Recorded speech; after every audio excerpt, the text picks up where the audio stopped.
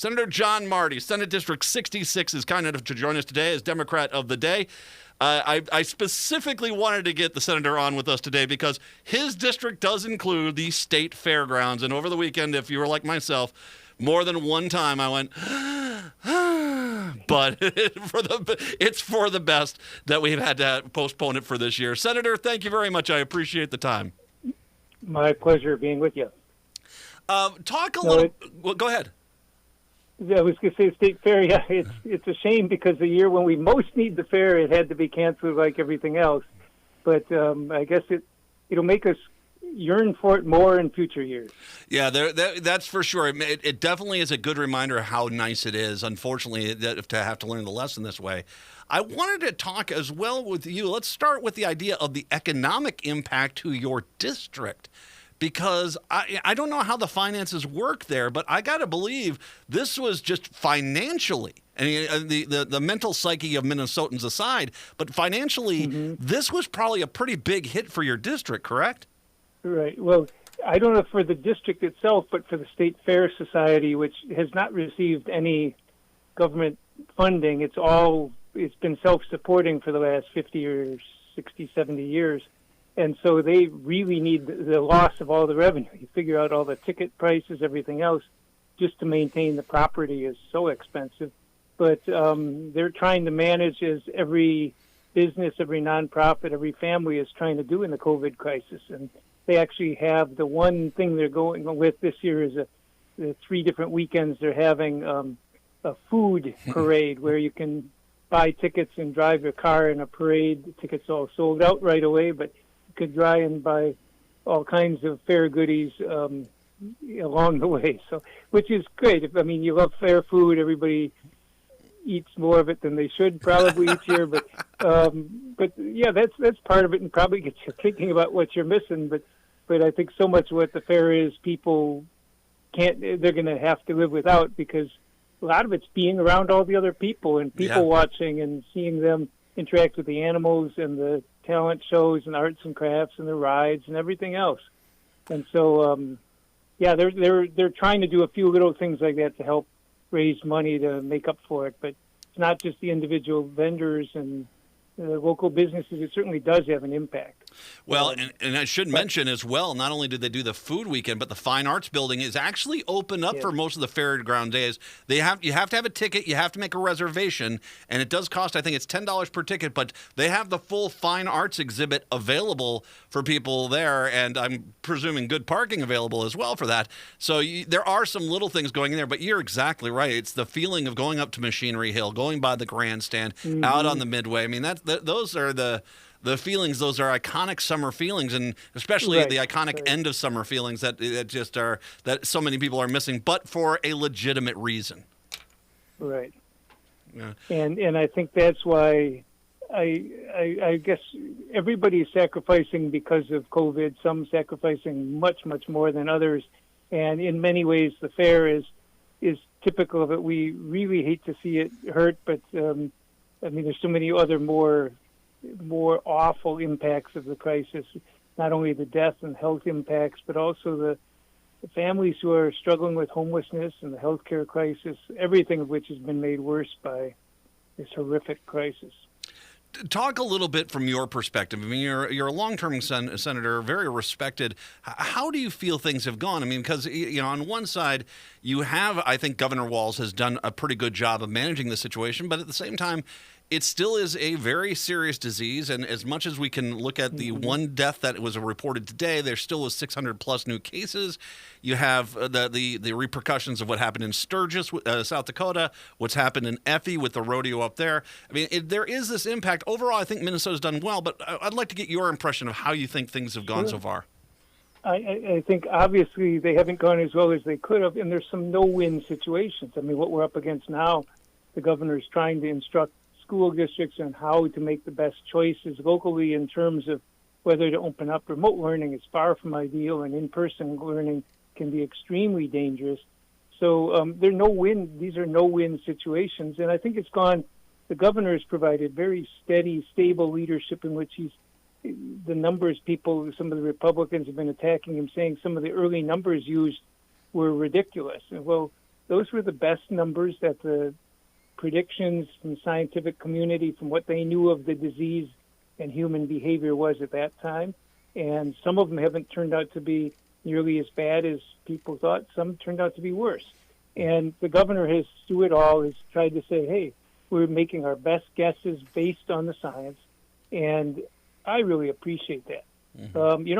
I can actually understand when people say, hey, the governor shouldn't be doing this, the legislature should, and the Republicans have tried every month for the last several months to shut down his emergency powers. And hey, I'd be okay with that if somebody's doing the action, but somebody has to make these decisions. Somebody has to weigh the evidence and figure out how we're going to plan for the hospitals. And if they don't want the governor to be doing it, then we ought to be doing it. And before they take away the governor's power, they ought to take the action to do it themselves. Mm-hmm. For instance, I understand why some of them said, oh, the governor shouldn't make a mandate for masks. Well, then somebody ought to be looking at it because we clearly need something. I think I was the only one to introduce legislation for a statewide mask requirement, and is saying, you don't have to take up my bill, take up another bill on it, introduce your own, do what you want to say how we're going to deal with masks. A lot of the business community is saying, hey, if people don't mask up, we're going to be shut down again. Mm-hmm. So I think it's really important. I think it's essential that we have the governor continuing to do his leadership, but if the Republicans are upset at it, they should be doing their own thing.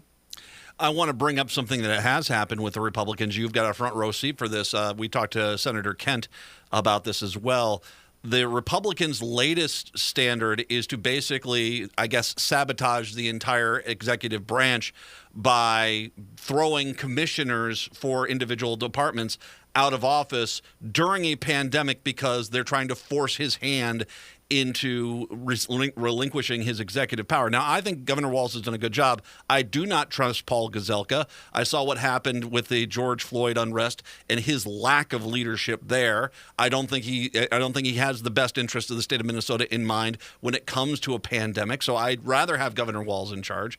But because he's throwing a temper tantrum, the Republican senators, they threw out the commissioner of the Department of Labor and Industry, a woman, because they were mad at a man. And they basically have implied that this is going to be, they might start throwing out other people out of office if the governor doesn't give them what they want.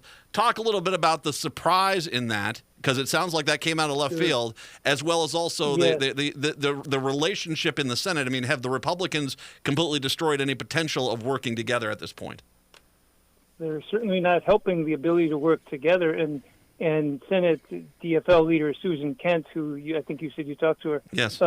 She was totally blindsided by it, as was the governor. They got a text message from Gazelka a few minutes before he brought up the confirmation.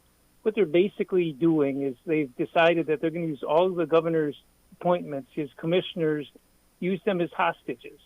They're supposed to be, the state constitution has the Senate advise and consent on appointments, which means we're supposed to confirm or not confirm governor's appointments. Well, these appointments were all made, I think every one of them was made within a couple of months of Walz assuming office. That's 2 years ago almost. They were appointed then, and the Republicans sat on them. They only confirmed 1 or 2 out of 20-some, and they've only confirmed a handful. The rest they're keeping around as hostages. And so when they're mad at Walz for some reason, they're going to take one of them down. And so Nancy Leppink, who's highly respected by both business and labor and has been very critical to the efforts to keep workplaces safe, which is so important during the COVID crisis, she was hired by Walz. She's a Minnesotan, but she hired by Walz. She moved back from Geneva, Switzerland, where she worked for the International Labor Organization, to take this job. That's a huge commitment to Minnesota to come back and do that. And they didn't have hearings on her back then. They didn't deal with her confirmation. And they just held it around. And now they just say, well, let's get rid of her. There's nobody, the business community, she's a regulator, and so businesses don't like being regulated. But I think business community wasn't calling for her ouster. They said she was fair and everything else. Well, it doesn't matter what it does to her career. It doesn't matter what it does to the safety and health and well-being of working people. They're just using her as a hostage, and kind of, if you don't do what we want you to do, we're going to execute your hostages one at a time.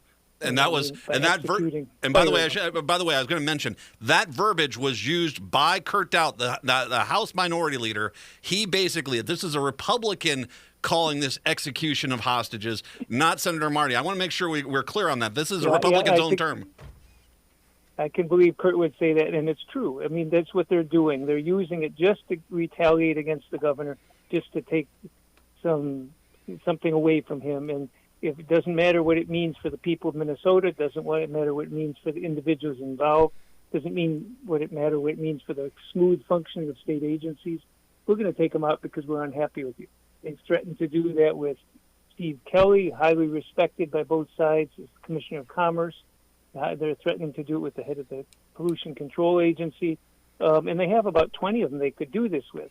And so I don't think they'll do that many because at a certain point it's going to be too obvious to the voters what's going on, and it'll backlash against them. But that's not the way what politics is about. It's supposed to be making people's lives better, not scoring political points.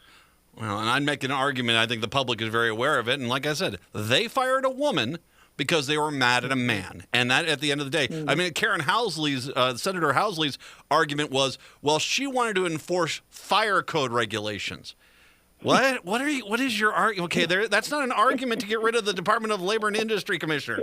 That is just basically, if you have a problem with that, you talk to the fire department, for goodness sakes.